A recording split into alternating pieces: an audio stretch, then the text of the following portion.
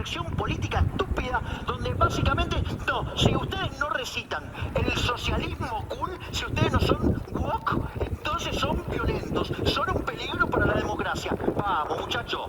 Seguro. Sigamos con estas estupideces y en lugar de ser 140, vamos a hacer la villa miseria más grande del mundo. Kosha, Argentina's elected Javier Milei after the leftists just wreaked havoc in that country. It's once prosperous, now the economy is in ruins, inflation running at between 120 and 150% annually. This election has surprised many, but when you look at what's happening in Argentina, you can see why they want a dramatic change. 100%. I think Argentina is one of the biggest cautionary tales of our time of how rapidly that could happen.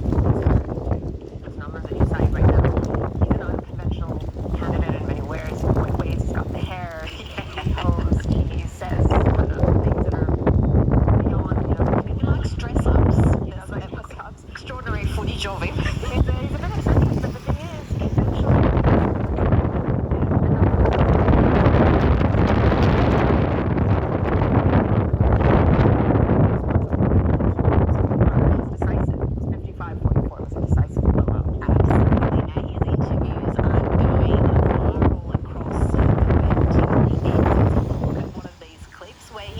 His thoughts on the left.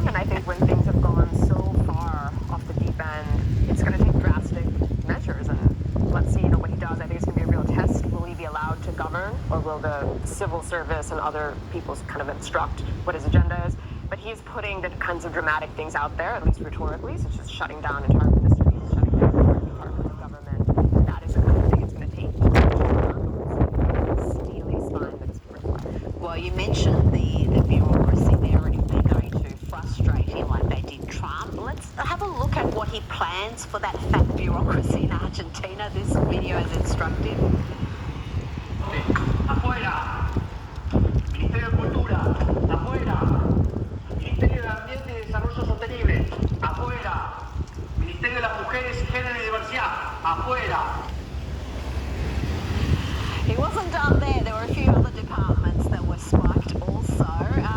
Predictably, the post-election meltdown has been enormous. Let's have a look at how these Argentinian socialists are coping with the triumph of Javier Milei. Part of what they're after over here, but look, I think they've got the playbook, even as he was running in the previous election before this runoff. These things came out. It's really sort of for the election, it'll continue, but again, 55-44, I think. Finally, on Argentinian politics, like Trump before him, being called far right and a fascist and likened to Hitler.